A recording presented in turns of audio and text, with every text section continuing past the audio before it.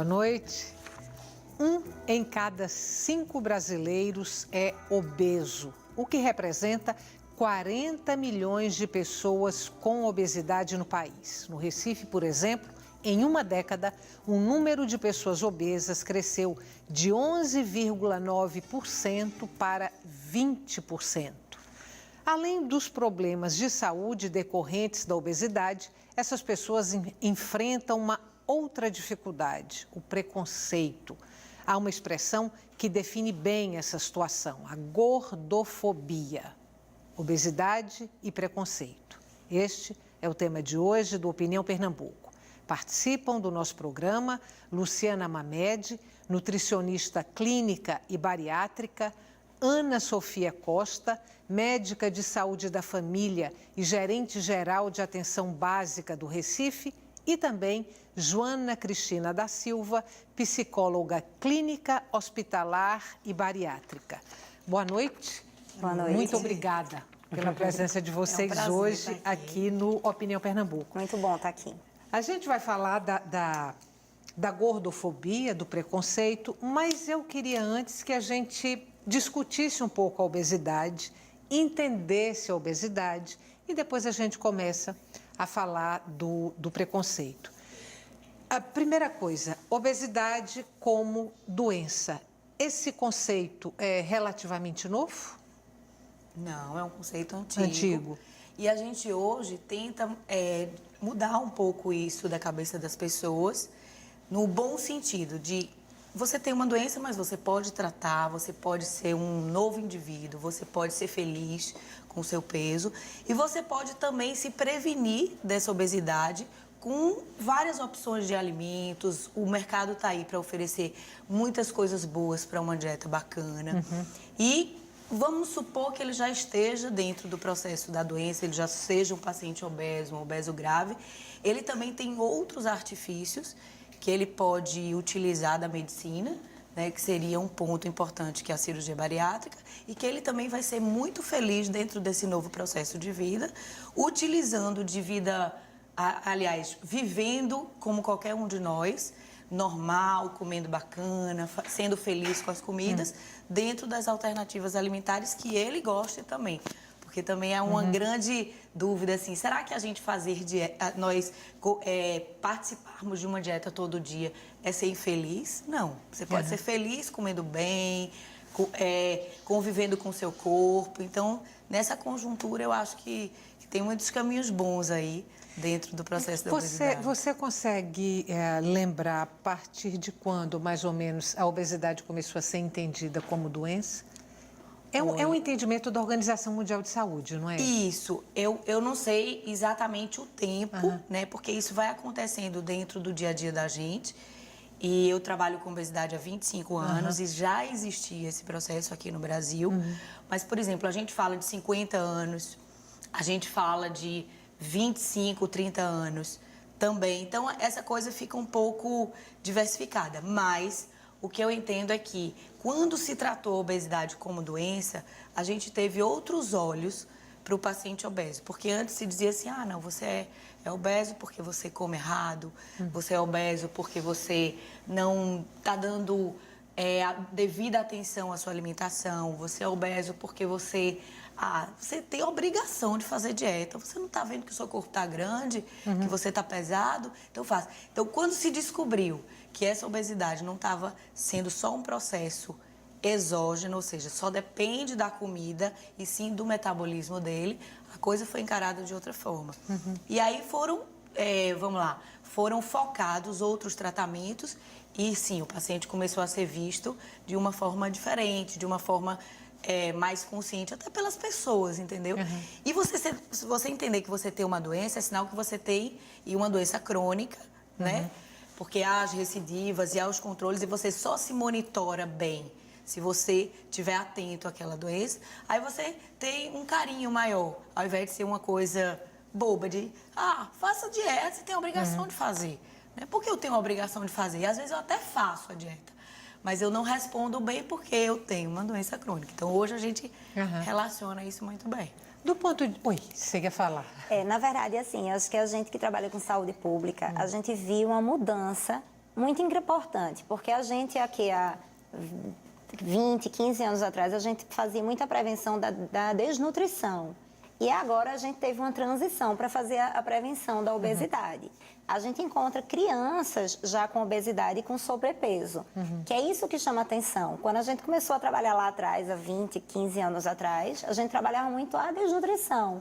E a gente nota que o hábito alimentar são fatores associados. O hábito alimentar, as comidas industrializadas, as comidas cheias de condimento, as coisas que são compradas no supermercado já prontas, que não são alimentos que são preparados em casa. Outro hábito importante que em saúde pública a gente vê é que houve um crescimento da renda da população. E com isso, as pessoas começam a ter mais acesso a alimentos industrializados.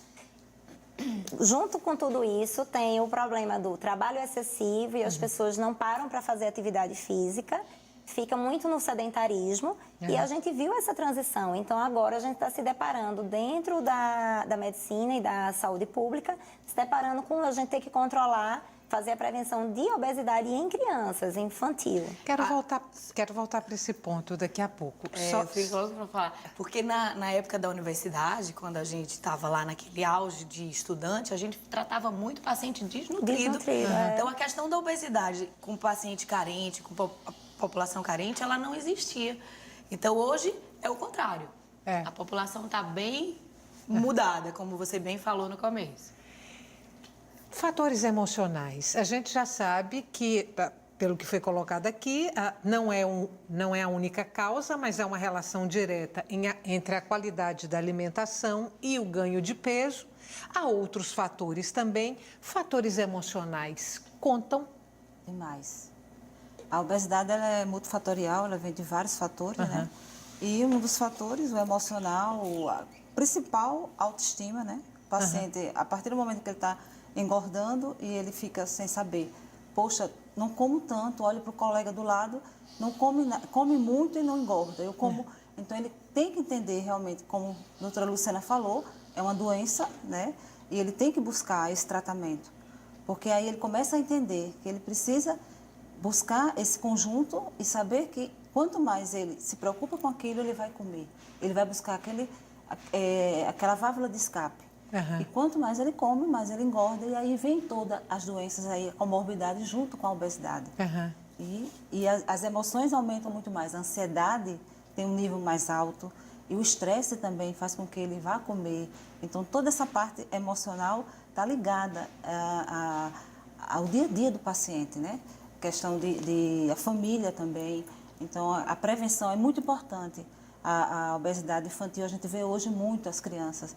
Então, eu faço muito esse trabalho onde existe a prevenção já, o pai que opera ou a mãe que opera, também começar a entender a alimentação vindo para casa, a questão do trabalho de um lazer, do exercício, colocar o dia a dia para aquela criança, não ficar só ela envolvida nas questões escolares, né? Olha só, vocês colocaram aqui a obesidade como uma doença. A gente sabe, e a gente viu na abertura do programa, que o número de pessoas obesas vem aumentando no Brasil, no mundo e no Recife.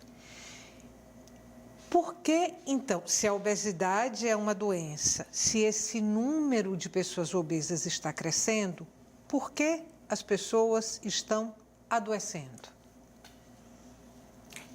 Na verdade, a gente nota que o hábito, assim, basicamente o hábito alimentar, ele está muito distorcido. E, na verdade, as pessoas, elas comem muito mal. Elas comem muitos alimentos industrializados.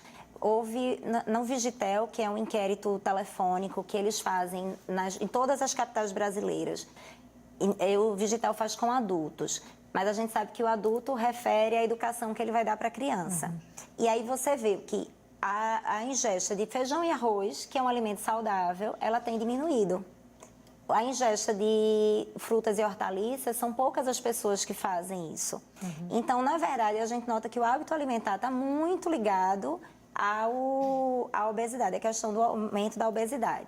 Lógico que tem o fator genético também da diminuição do metabolismo, que não é só alimentação. tem também a prática de exercício físico. A gente nota que muitas pessoas hoje em dia elas são sedentárias, o que faz o quê? Uma diminuição de gasto calórico e acaba a pessoa engordando. Então, o que a gente hoje foca, principalmente em medicina da família, em saúde da família, no programa Saúde da Família, é a gente trabalhar com promoção e prevenção. Aí a gente entra com os programas de Academia da Cidade, que são programas que a gente tem, que são gratuitos para a população, onde as pessoas elas podem fazer exercício físico com um profissional de educação física que vai saber orientar ela qual exercício físico fazer.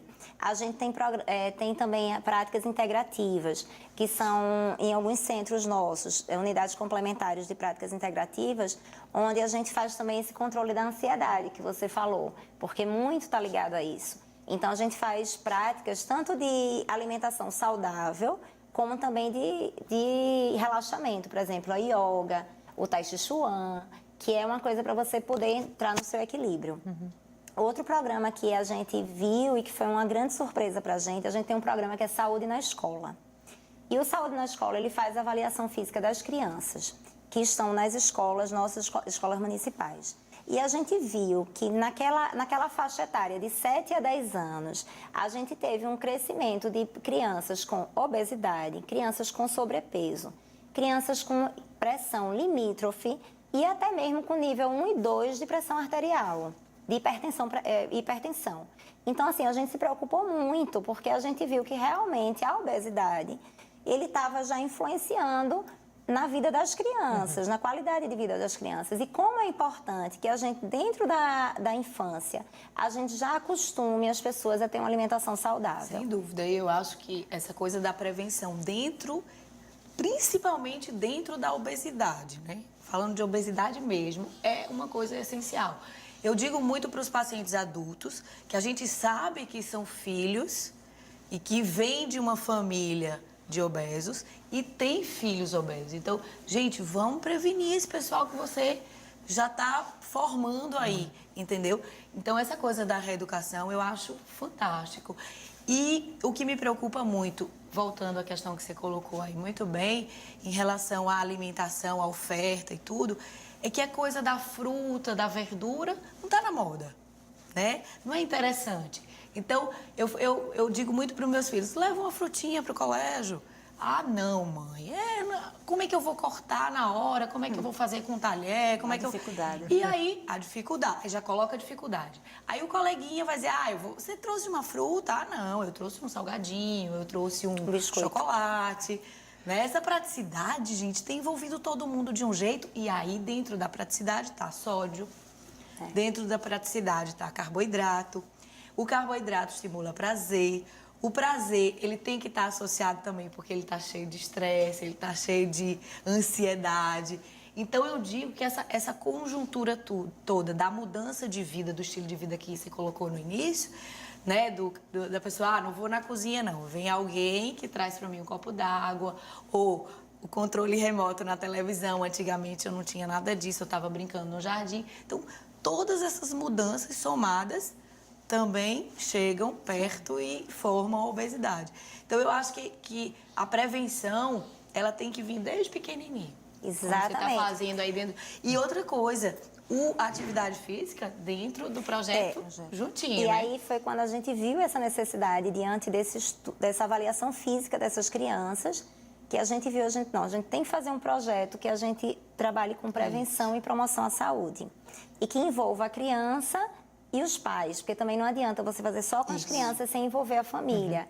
Muitas vezes demanda uma reeducação alimentar da família inteira para que aquilo ali surta efeito, ele dê resultado. Aí a gente começou com um projeto, #Ligados na Saúde, onde a gente integra a Academia da Cidade com os profissionais da gente de educação física, o NASF, que é o Núcleo de Apoio à Saúde da Família, onde a gente tem nutricionista, tem psicólogo, a gente tem TO, fisioterapeuta. As práticas integrativas também, para que a gente consiga fazer grupos de trabalho, que aquelas crianças elas comecem a entrar na mudança de estilo de vida. Joana, uma curiosidade, eu te apresentei aqui, falei que você era psicóloga clínica, hospitalar e bariátrica. Quando eu digo psicóloga bariátrica, isso corresponde a um atendimento direcionado para pacientes que fizeram ou vão fazer a cirurgia, é isso? Isso. É uma especialidade? É uma especialidade que o Conselho, né, de Psicologia ainda não, no Brasil, ainda não colocou como, ainda, como não fidelizou ainda, tá? Mas está em estudo isso aí, já está no Conselho para poder ser realmente formalizado. Como está a nutrição bariátrica também, né? Para poder a especialidade, como é muito amplo realmente, para o estudo para ver. Muitas vezes o paciente chega num consultório, ele tem 80 quilos. Aí a pessoa faz, fulano, você tem condições de... Você não tem peso para a cirurgia bariátrica. E aquela pessoa, às vezes, tem muito mais necessidade de fazer uma cirurgia bariátrica do que aquele que tem 200 quilos. Por quê? Porque ele tem um metabólico, ele tem as doenças associadas. Que estão ali, se ele não fizer a cirurgia, ele vai ter realmente problemas muito, muito sérios e tem que ser muito mais rápido do que aquele que está com 150, que as taxas dele não estão ainda comprometidas. Vamos fazer um intervalo curtinho, a gente volta daqui a pouco, não saia daí. A obesidade e o preconceito contra as pessoas obesas são assuntos discutidos hoje aqui no Opinião Pernambuco. A gente volta já.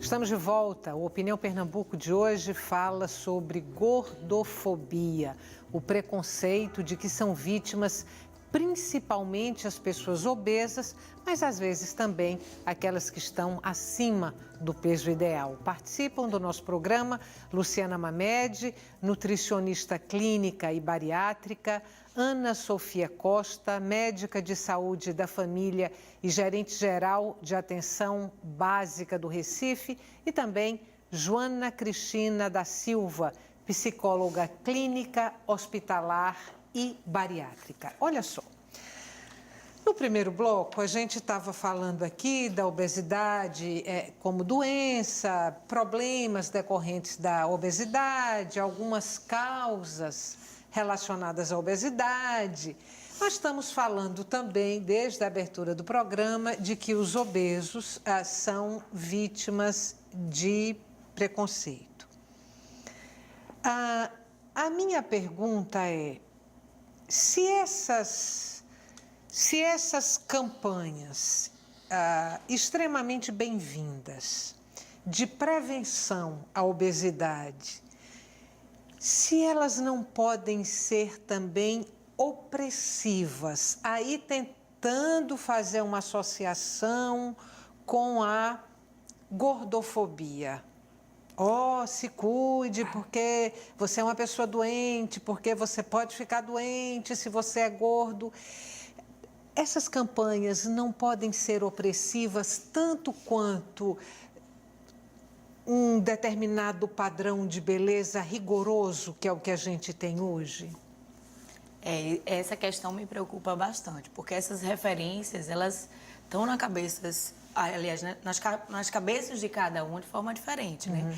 Então, se eu estou dentro de uma família e eu sou obeso, uma família de pessoas mais magrinhas e tal, e aquelas pessoas são muito focadas nesse processo de quero ser magro, muito magro, eu vou me sentir muito diferente, eu vou ser cobrado também de forma diferente. Mas será que eu estou realmente dentro dessa classificação? Eu preciso procurar um profissional, eu preciso de um atendimento tanto nutricional quanto psicológico, quanto médico, para a gente começar a conhecer aquele paciente, a família entender que realmente ele é um bloco de situações e não só aquela imagem, né? E tratá-lo como um indivíduo comum. A partir do momento que se tem o diagnóstico, e tratar como doença. E não buscar ser magro pura e simplesmente por ser magro, né? E acho que ele tem que estar dentro de um processo de inclusão muito tranquilo, muito maravilhoso. Hoje todo mundo sabe que pode ter vários momentos dentro, até do processo de tratamento de qualquer doença crônica, e ele pode ter momentos de estar mais magro, ele pode ter momentos de não tá fazendo o controle devido, mas se a família apoiar, se a sociedade apoiar, e se ele estiver dentro de uma equipe, eu acho que ele vai estar mais tranquilo, entendeu? Eu acho que ele vai saber... Vou passar para a Joana e já volto para você. Pode falar bacana. Joana, uma pessoa com sobrepeso, que não tem problema nenhum de saúde, Certo. se ela quiser continuar com sobrepeso, é legítimo? Pode, ou do ponto de vista de uma prevenção, mesmo ela estando com taxas equilibradas, mesmo ela sendo feliz com o corpo que tem, é melhor que ela pense num processo de emagrecimento? É melhor que ela pense no processo de emagrecimento se ela já tem se ela vem de uma família já que tenha um ponto genético, tá? Ela pode estar no peso normal, porém ela pode ter um avô, um tio, mesmo que os pais sejam magros. Mas se ela tem, ela já precisa pensar, porque ela pode estar um pouco acima do peso. Você falou normal, acima do peso, desculpa? Eu falei sobrepeso. Sobrepeso, pronto. Então, ela já está no sobrepeso. Então, ela tem que ter esse alerta. Se ela não tem a genética, ela tem que buscar realmente de onde está vindo esse sobrepeso dela. Tá? Porque aí ela está faltando exercício, ela tem que buscar para poder ter o equilíbrio. Não dá, então, para ser feliz com sobrepeso sem uma pontinha de preocupação? Não por conta das doenças, né? A obesidade, infelizmente, ela vem não só com o peso pesado, ela vem com as doenças associadas. E são essas doenças que realmente preocupam, porque é uma questão só de tempo. Muitas vezes o paciente chega com, eu não tenho nada, meus exames deram muito bem, e ele tem, às vezes, 120, 130 quilos. Acontece o quê? Com um ano, ele chega com totalmente outro estágio clínico. Ele vem com 3, 4 tipos de doenças e preocupantes. Então, é uma questão só de tempo. Vamos voltar para a questão da opressão, assim, de um padrão estético opressivo. E eu tinha feito a pergunta se essas campanhas de prevenção não podem também funcionar como opressão para essa população eu acho que isso está que você acima está do falando é peso. extremamente importante e a gente tem que fazer essa inclusão com muita delicadeza. A gente tem uma pesquisa que a gente até ficou impactado quando viu, do professor Malaquias, que é um pesquisador do IMIP, e quando o professor Malaquias mostrou que as pessoas obesas, eles tinham dificuldade de procurar, por exemplo, o programa Academia da Cidade, que é o nosso programa, porque eles se sentiam excluídos. Muitas pessoas diziam, não vai conseguir fazer a aula, não vai, porque esse gordo está aqui fazendo. Então, assim, vinha essas referências. E a gente ficou muito impactado com isso, e a gente viu, a gente tem que agir nisso. Então, a gente tem que fazer essa inclusão com delicadeza. Essa inclusão, ela vem pelo trabalho das equipes de saúde da família, que conhecem o paciente, que acompanham aquela linha de cuidado do paciente e que começam a fazer a referência dele para que ele procure o programa Academia da Cidade, porque estamos preparados para recebê-los. É importante que a gente tire esse preconceito das pessoas que são obesas, que elas têm que ocupar os espaços públicos, elas têm que ocupar os parques, as praças, nossos polos de Academia da Cidade. É muito importante a gente fazer isso. Agora, essa inclusão tem que ser feita realmente com delicadeza. Oi. Só complementando um pouco, talvez onde você também esteja querendo chegar, em relação à questão assim, eu busco ser magro, as campanhas, todos, né, assim, envolvendo realmente essa magreza, eu acho muito importante também uma equipe ou pessoas que trabalhem com o processo de envolvimento tanto de alimentação, quanto de emoção, quanto da parte de saúde mesmo, conscientizar o paciente de que ele pode... eu até entendi um pouco aquela pergunta que você fez para a Joana, porque a questão do sobrepeso, às vezes, não quer dizer que ele já esteja doente. Então, na hora que a gente está lá com o paciente, que você vê, tem um exame que a gente faz chamado bioimpedância, que ele faz uma segmentação do corpo. E aí ele pode ter músculo, ele pode estar grande, ele pode estar forte, ele pode estar pesado. Certo? Então, isso sem necessariamente estar gordo. Está obeso, exatamente. E aí, o que acontece? Ele tendo a informação do correto, ele vai saber definir na cabeça dele e através da própria condução do tratamento que ele está diferente. Então, muitas vezes, eu estou com um paciente lá, ele não está obeso. Ele está com sobrepeso leve, então ele já está se achando assim, super obeso. E eu mostro para ele, nessa segmentação, nessa avaliação, que ele tem tanto de gordura, tanto de músculo. E ele olha, nossa, eu não sabia que eu tinha isso tudo de músculo.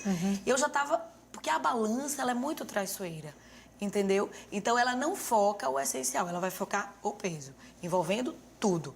Então, às vezes, ele está num edemazinho por outras razões, até patológicas, que não tem nada a ver com a obesidade. E eu me lembro muito quando a gente fazia esses trabalhos nas populações que a gente usava mesmo para estudo, e tinha carências nutricionais, uma delas chamada Kochokó, que é uma desnutrição grave, o paciente fica bem cheinho. Então, essa é uma doença que aparecia muito nos descendentes de escravos ou nos escravos, essa doença que você citou? Sim, e também a gente aqui no Nordeste, né, a gente tinha o marasmo e o Kochokó. Então, essa doença, ela confundia muito a cabeça, né, da população e até quem estava subsidiado nela, que eram essas mães e tudo, achava que o menino estava bonitinho, gordinho, feliz, quando na verdade era um tipo de desnutrição. É um inchaço, né, que ele dá. Fica cheio de edemas e tudo. Então, eu acho que essa classificação que você estava querendo dizer, e até com a mídia também ajuda muito a fortalecer isso. A magreza, sim, né? Mas que magreza, né? Que classificação. Então, quando classifica o indivíduo, e eu sempre digo uma coisa que eu acho muito importante, individualmente.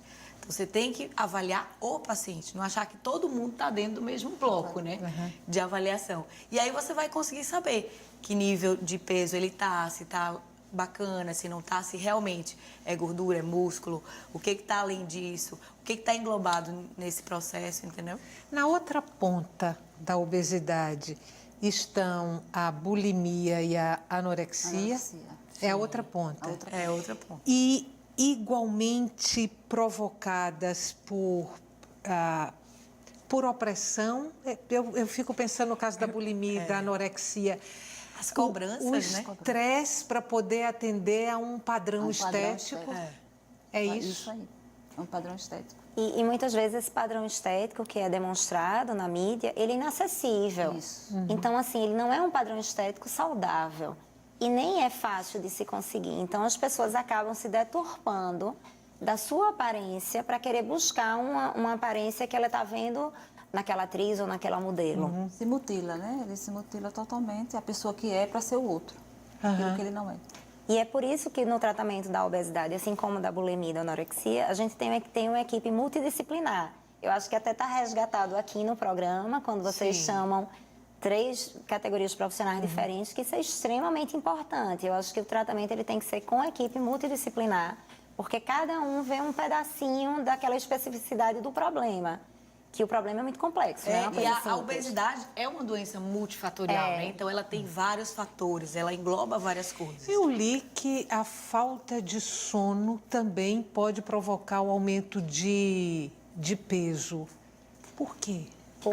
Porque você no sono, quando você o sono pesado mesmo, o sono que você repousa, que você relaxa, há uma mudança de serotonina, que é um hormônio, e melatonina, que faz a queima da glicose. Então, isso é muito importante. Aí você vê com as pessoas extremamente ansiosas, extremamente ligadas no celular a hora toda, inclusive durante a noite, que o celular toca, já deixa do lado da cama.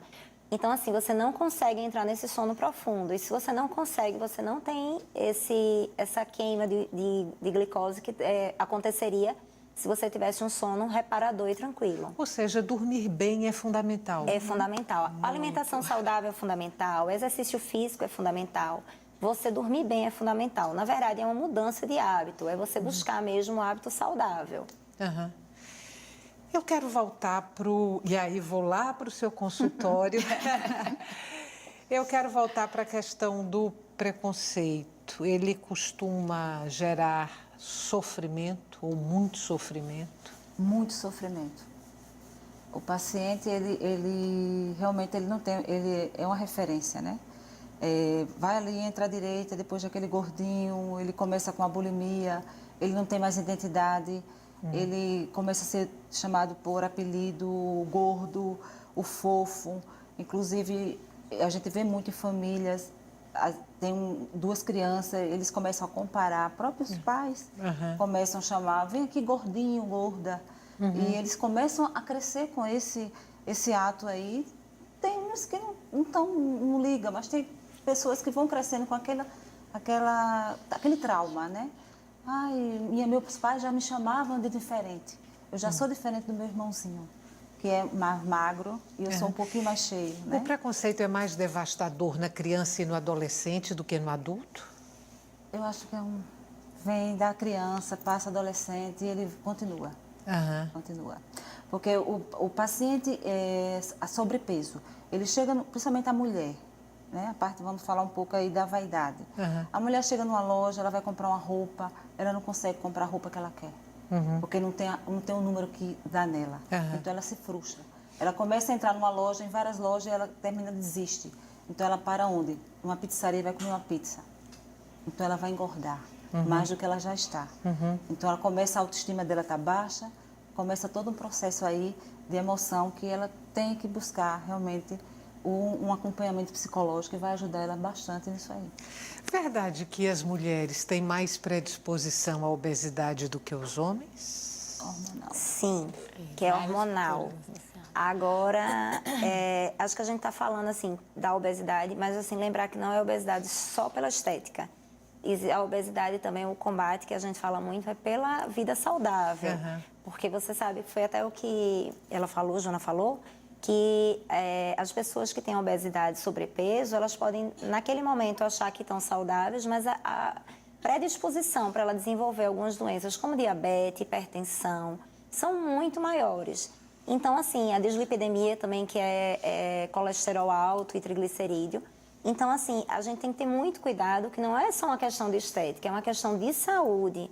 Por isso que a gente é voltado sempre à prevenção e, lógico, quando já aconteceu a obesidade ou o sobrepeso, que a gente consiga reverter esse quadro, que a pessoa consiga mudar seu hábito alimentar, mudar sua atividade física, para que você consiga chegar ao resultado. E o resultado é uma vida saudável.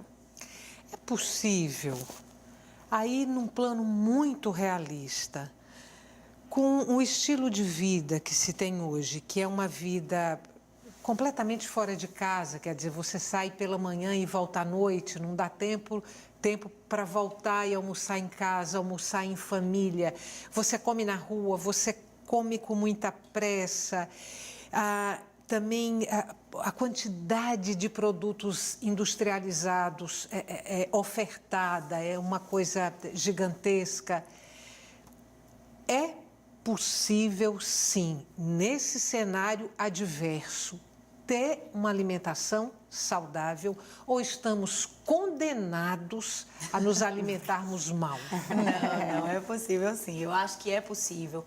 Eu digo sempre que essa conjuntura que tanto aperta a gente também deu muitas soluções boas. O que a gente tem que ter é critério, orientação com profissionais adequados. Hoje existe Instagram, Facebook, Google, que dá todas as orientações do mundo, mas eu me tremo. Por quê? Porque ali você vai ter realmente todas as orientações, sem nenhum processo seletivo e individualizado. Então, o mercado, ele pode dar muita coisa industrializada, mas ele também dá muita solução. Ele dá frutas boas, ele dá alimentos bacanas, que você tem oferta. Antigamente, a gente queria fazer uma dieta e você não tinha muita opção. Então, hoje você tem opções que, com um profissional adequado, você consegue direcionar seu plano alimentar, sua dieta, sua rotina, adequado à sua vida. Então, a primeira coisa que eu pergunto para o paciente não é o que ele come, é o que ele faz. Me conta como é que é a sua vida. Eu acordo de manhã, eu vou para o trabalho tal hora, eu vou malhar tal hora, eu pego meus filhos na escola, só consigo almoçar 2 horas da tarde. Então, esse contexto de vida dele é muito importante para a gente, eu como nutricionista vou trabalhar com a comida dele, com a alimentação dele, e que eu, mais do que ninguém, eu digo que eu tenho obrigação de dar essas soluções. Então, nós estudamos para quê? Para trabalhar com saúde e alimentação. Então, você tem que dar saúde através da alimentação. Então, você tem a obrigação de dizer, olha, de acordo com essa tua vida agitada, uns passam o dia todo, a semana toda viajando. Vivem em flat, em hotel, e aí, o que eu vou comer? Sanduíche na rua, jantar com um cliente, e aí? Quais as escolhas? Eu disse, não, então se você vai para um jantar, você vai escolher isso e isso de acordo com a sua orientação alimentar. Se você está em casa, você vai comer isso aí. Vou te interromper, Hoje, porque a gente vai fazer um intervalo, volta daqui a pouquinho. Obesidade e preconceito, o tema de hoje do Opinião Pernambuco. Até já.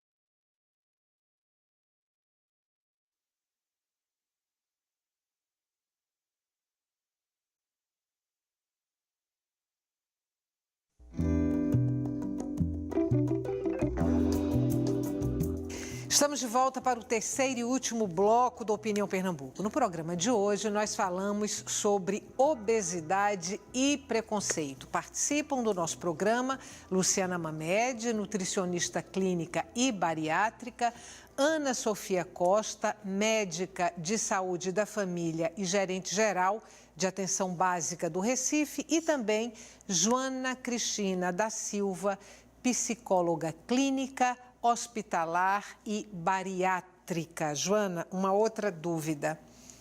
Verdade que todo obeso que passa pela cirurgia bariátrica, a gente está falando aqui em cirurgia bariátrica, é aquela cirurgia de redução do estômago, né? Para que todo mundo entenda. O paciente que passa por essa cirurgia, necessariamente ele vai desenvolver alguma compulsão depois? Veja, ele já tem uma compulsão, tá? Que no caso seria por comida. Seria por comida, tá? A maioria, não todos, mas a maioria sim. E com isso, ele vai sempre focar em algo. Eu costumo dizer assim, foque no trabalho, veja o que você gosta mais de fazer. Não vamos ver uma coisa que seja ruim para você. E ele começa a ver novos horizontes. Ele tem que fazer, porque são escolhas. A vida da gente são feitas de escolha. Então, ele fez a cirurgia, ele tem que ter a escolha e saber que ele vai ter que comer de 3 horas. Ele vai mudar o hábito dele, porque se ele continuar com o mesmo hábito, ele vai ter a recidiva lá na frente. Então, tudo isso, tendo a recidiva, vai vir todo o processo dele, engorda, vai vir as doenças. Então, tudo que ele fez, ele bota a perder. E com a questão de ele ir voltar, aí muita gente fala, o álcool, ele vai ser um alcoólatra, ele vai ser um fumante. Se ele tiver um controle de acompanhamento com a equipe multidisciplinar, que é importantíssimo para ele, muitas vezes ele só quer o laudo, ele não dá essa importância, que quem realmente passar pela cirurgia tem que dar essa grande importância, é continuar com a equipe multidisciplinar, onde ele vai ser tratado realmente em todo o processo que ele necessita. Acho tão curioso, porque eu tenho um amigo que fez a cirurgia bariátrica e disse que a compulsão dele hoje é a bicicleta. Que bom. Que bom, né? Que bom. Ele anda Essa de troca bicicleta sem parar, sem parar. E assim, de todos os amigos que eu tenho que fizeram a cirurgia, é de fato, assim, talvez o resultado mais duradouro, mais bem-sucedido, e vai ver que é a compulsão pela bicicleta. Não, e é exatamente essa troca, né?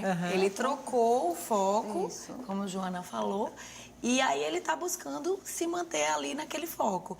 E hoje eu também, só complementando os seus amigos, eu também tenho visto os próprios pacientes muito focados na atividade física.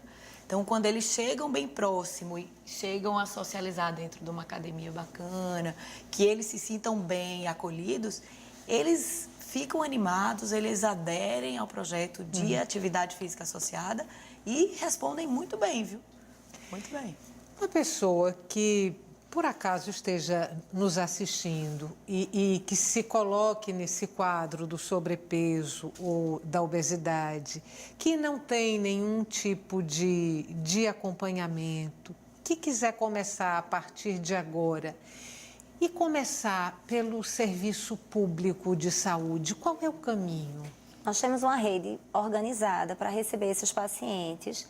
E aí a gente está, assim, muito feliz de poder estar aqui falando isso, porque, assim, são serviços gratuitos e que ele pode buscar. Inicialmente, ele pode buscar pela equipe de saúde da família, que são as nossas unidades básicas de saúde, que são os PSFs, popularmente conhecidos. Ele pode buscar através... Você está falando de programas municipais? Municipais. Recife. Recife. Tá. E aí ele pode buscar o programa de Academia da Cidade. Nós temos 42 polos de Academia da Cidade.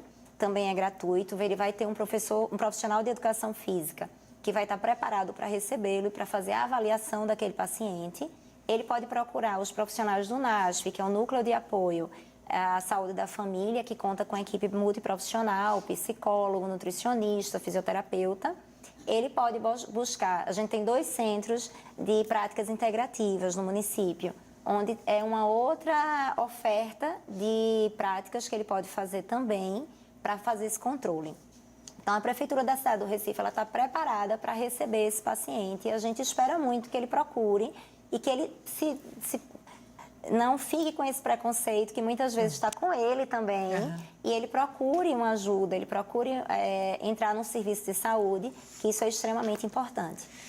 Joana, podemos falar um pouquinho assim de você, não como profissional, mas como pessoa? Claro. Porque você fez a cirurgia bariátrica. Isso.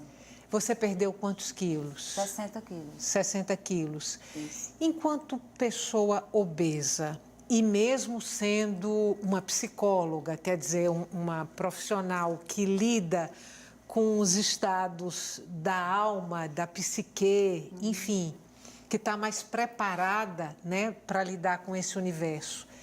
Você se sentia vítima de preconceito e você sofria por isso? Muito. Muito. Entrar no ônibus e não passar. Na catraca? Na catraca. Aham. Sentar, assistir um filme e as cadeiras não ser confortáveis. Hoje, não mais, né? Isso eu estou falando... Eu me operei em 2011, vou fazer 7 anos que eu me operei. Já há 10, 15 anos atrás, já não tinha a facilidade que hoje já tem as cadeiras até especiais. E que sentimos, o obeso se sente um pouco o quê?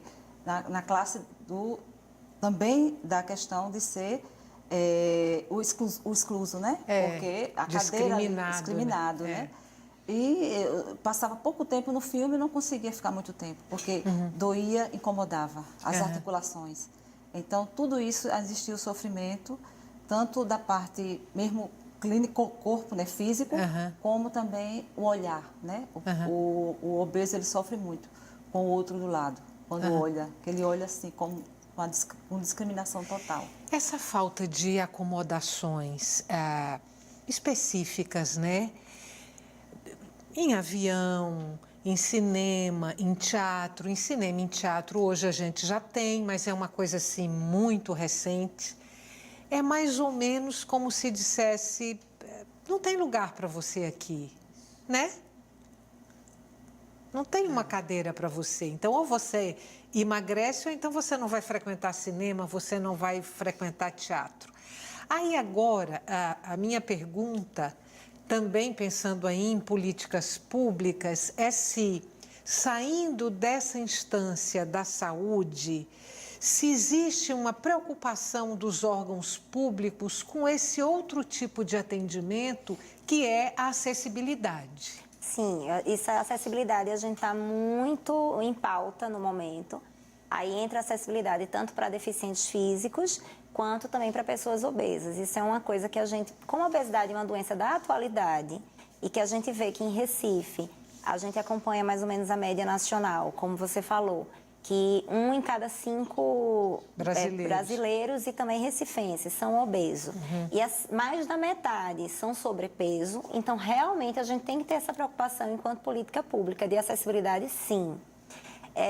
Como a Joana estava falando, outra coisa que a gente nota muito no paciente é o sofrimento psicológico que ele tem. E que ele também procure ajuda, porque ele sofre com aquilo ali. E muitas vezes ele sofrendo, ele come mais. E aquilo ali vai aumentando ainda mais o problema. Então, outro serviço que a gente tem também são os CAPS de transtorno, que tem profissional, tem psicólogo, tem psiquiatra, para dar um apoio. Todo tipo de transtorno? Transtorno. Os CAPs? Os CAPs, Uhum. que é CAPs transtorno, porque a gente também tem CAPs álcool e drogas. Mas nesse caso é o CAPs transtorno, e que ele procure, é demanda espontânea também. Ele pode procurar para pedir ajuda, para que ele seja acompanhado. Muitas vezes a porta de entrada no sistema de saúde, ele pode ter várias portas de entrada. E aí, o que a gente está batalhando muito hoje é para ter integração dessa rede, que do CAPS ele seja encaminhado para o polo da Academia da Cidade, da equipe de saúde da família para o CAPS ou para as práticas integrativas. Então, que a gente trabalhe em rede, que a gente consiga dar um melhor acompanhamento a esses pacientes. Quando a obesidade não é provocada principalmente ou necessariamente pela má alimentação, pela gula, enfim, pela compulsão pela comida, mas tem aí outros fatores, ainda assim, a reeducação alimentar é fundamental? Sim. Até porque essa questão que ela falou e que a gente está focando aqui do trabalho em equipe é onde eu preciso. Então, eu vou trabalhar a alimentação, eu vou prepará-lo para o dia a dia dele, com aquela interação que ele tem com a comida. Mas eu preciso que ele seja feliz, eu preciso que ele esteja bem, ele esteja menos ansioso, ele esteja ativo. E para isso eu tenho que estar com os outros profissionais. Então é possível, mas dentro de um foco em equipe.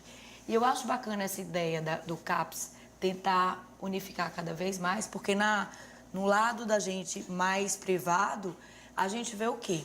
Que os pacientes vão embora. Quando eles sentem a menor dificuldade, é o motivo para eles saírem do tratamento, para eles não ficarem no processo sendo olhados. Eu digo, ó, todo paciente, principalmente o que a gente vive, que é o paciente obeso, você tem que dar colo para ele. Você tem que estar junto dele, você tem que olhar com carinho, você tem que estar atento na hora que ele chega, na hora que ele vai embora, na hora que ele está pronto para sair do tratamento. Então, na hora que a equipe está focada e que os órgãos também estão atuando em conjunto. Então, vamos lá, ele foi para o psiquiatra, passou uma medicação, ele está em terapia, mas aí a psicóloga manda para a nutricionista para, naquele momento, ajustar a dieta. Aí ele morre de medo, ele diz, é agora que eu vou sair. Então, se está todo mundo Ele em tem conjunto, medo da modificação da dieta, é isso? Mas olha, falou em nutricionista pro ele diz assim, é a última que eu vou, porque ela vai tirar. E olha só, ele já vem com essa cabeça. Ela vai tirar tudo que eu gosto. E aí a primeira coisa que eu digo para eles, olha, eu vou fazer exatamente o que você gosta. Você vai me dizer o que você quer comer e o que é a sua vida ativa, a sua vida social, profissional, e eu adequo tudinho. Aí ele fica feliz. Aí o retorno da psicóloga já melhora. Nossa, Luciana, que legal. Ele já tá mais feliz. Porque tudo vai vindo daquela história da comida, porque a comida para eles é o ouro da vida deles, entendeu? É o prazer máximo. É o prazer. É o prazer máximo. E aí pode ser uma transferência? Aí, Joana, pode ser uma transferência, quer dizer, a infelicidade em outras áreas pode levar para aquela torta de chocolate irresistível. Com certeza, claro. Aí estimula as endorfinas e aí ele fica feliz. E dá o prazer. É muito importante, por isso que a questão, a família, a prevenção, está todo mundo em conjunto nisso aí, né? Em alerta, quando o paciente está passando por uma dieta, o estímulo, né? Não trazer certo tipo de comida para casa, não estimular porque o paciente que está ali, ele é muito fácil ele fazer uma dieta no spa, mas será que é fácil ele fazer uma dieta no local de uma festa que ele está vendo tortas, bolos, doces, brigadeiro? Então é muito importante que ele tenha esse conjunto de entendimento, a família. Essa relação familiar eu acho muito importante. Com a idade avançando, o metabolismo do organismo muda, quer dizer, você queima menos calorias, né? Assim, do que você queima quando é mais novo, quando você está na adolescência, quando você está em fase de crescimento. Esse avançar da idade exige cuidados específicos em relação ao controle do peso? Inclusive, as recomendações mudam, né? Para a gente da nutrição, a recomendação é de acordo com a faixa etária. Então, é muito importante a gente avaliar e eu aí vou para o lado da bioquímica, dos exames de sangue. E hoje eu enxergo a nutrição de uma forma muito mais ampla. Antigamente, a gente fazia o cardápio do paciente. Hoje, a gente ouve e faz e ajusta a vida dele no que a gente pode em relação ao lado metabólico. Então, eu nunca esqueço de uma paciente que chegou para mim e fez: doutora Luciana, eu nunca imaginei na minha vida ter cromo. Eu nunca imaginei ter cobre. Por quê? Porque esses exames são um dos exames que a gente avalia dentro do processo da obesidade, como tratamento conservador, como cirurgia, para saber se esses nutrientes estão adequados e que eles vão interferir também no tratamento como um todo, nos tipos de alimentos, nas associações que interferem nesse famoso metabolismo. E uma coisa que eu digo para eles, antigamente a gente culpava a comida, né? Tudo é comida. Você não pode comer, você tem que fazer tudo direitinho, mas às vezes não é só a comida que interfere. Os fatores hormonais, as medicações associadas, principalmente os antidepressivos e tudo, que altera esse metabolismo, certo? E esses micronutrientes que estavam ali quietinhos e que ninguém olhava para eles, como ferro, cálcio, vitamina D, cromo, zinco, cobre. E aí, também associando a outros fatores internos, vão somar positivamente na condução do processo. Não quer dizer que eles sejam causa direta, mas que eles também estejam... Então, quando você sente ser tratado, ele vai ter mais prazer em se tratar. É essa a relação que eu vejo muito. Poxa, que bom, você está olhando tudo, você está me readequando todo, e isso é bacana junto da alimentação. A gente falou de campanhas de prevenção à obesidade, de combate à obesidade. Passou da hora da gente ter uma campanha ou campanhas assim fortes, corriqueiras, de combate ao preconceito em relação ao idoso, ao obeso? Eu acho que sim, eu acho que a gente tem que estar nessa batalha constante e diária de você combater esse preconceito à pessoa que ela está sobrepeso ou que ela está com obesidade. Porque isso distancia muito o paciente de uma vida social, distancia da atividade profissional, porque isso também impacta, e distancia ele do serviço de saúde, que é extremamente importante que ele busque esse serviço de saúde. E aí, a gente, na lógica da saúde da família, a gente tem uma lógica tanto da demanda espontânea, o paciente, ele procura, mas a gente tem uma lógica também de busca ativa, a gente vai atrás também daquele paciente. Então, assim, isso é extremamente importante a gente fazer, para a gente trazer esse paciente para que ele se acompanhe. E aí eu volto a dizer, não é só questão de estética, tem a questão do lado da saúde. Quando você fala na obesidade, ela está muito ligada à hipertensão, à diabetes, à mortalidade precoce por doenças cardiovasculares. E aí a gente realmente tem que fazer a busca desse paciente. Muito obrigada. Não, prazer. Até uma próxima oportunidade. E para você que está em casa, muito obrigada pela companhia até agora. E o Opinião Pernambuco volta na segunda-feira.